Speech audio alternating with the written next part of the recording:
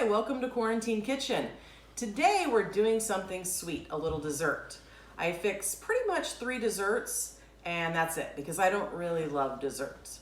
But I do Rice Krispie treats, cheesecake, and brownies. So as you can see, today is brownie day. We are going to do caramel cashew brownies and make the average box brownie be better than you ever dreamed.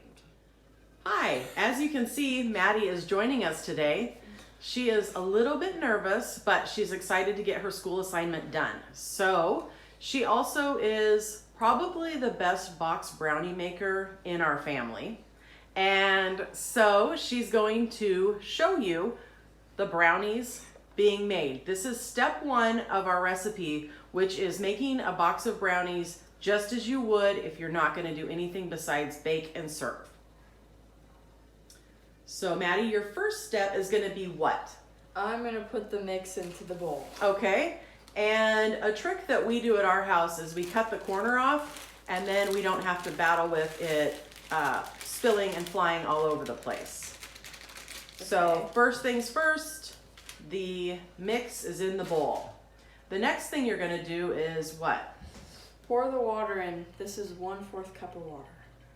And when you're making brownies, especially the box variety, you want to make sure that you don't mistake the amount of oil for the amount of water because those are not the same. Okay, then we're going to put 2/3 cup of oil. Okay. 1,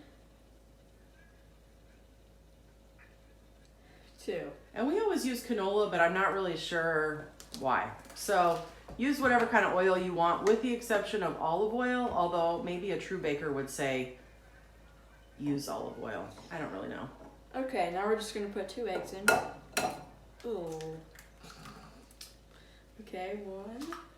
Sometimes we will also, especially when we're learning how to crack eggs, crack them into a clear bowl before putting them into the mix because it makes sure it helps us make sure we don't have any shells in there. Okay, now we're just going to mix it all together slowly. Why are you going so slow? I don't want it to spill. Okay, so Maddie got the brownies all mixed up and I'm going to put them in the pan. One of the things about making a really good brownie is having a thicker pan, and everyone always says, oh, your brownies are so soft and moist and delicious, and this is why. So one thing we do at our house just to make it easy is I always flip the pan over and then pull out some foil and measure it according to the bottom of the pan and put it in. This is going to allow me to pull them out very quickly and without the brownies crumbling. Give it a spray, and then I'm going to put the brownie mix in. Do I really have to do this?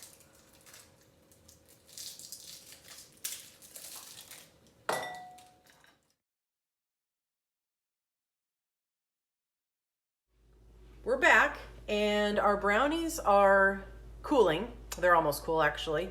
And Maddie's going to make the topping for the brownies. So we'll take the caramels that Haley, with a little help from her friends, unwrapped, and we're going to melt them. So the first thing that needs to happen is Maddie's going to add a 1/4 cup of heavy cream. And this will add a good creamy richness to the mix. So at this point, it's a little bit time consuming. She's going to stir until all of the caramels are melted. As you can see, the caramel and the cream have melted. We go ahead and add a dash of vanilla, a little bit of salt, and then our cup of cashew pieces. Mix it all together.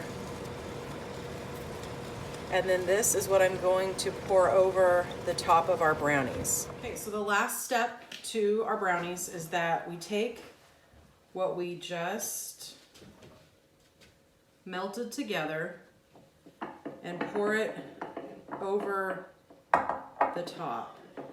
And you kind of have to give it a little bit of a spread. And then you can, probably should have used maybe a little bit bigger plate, but that's okay. Let this set. I usually put ours in the fridge for a little bit, and then it is time to enjoy. Mom, this is sweet and salty. Just like you. Mom's way more salty.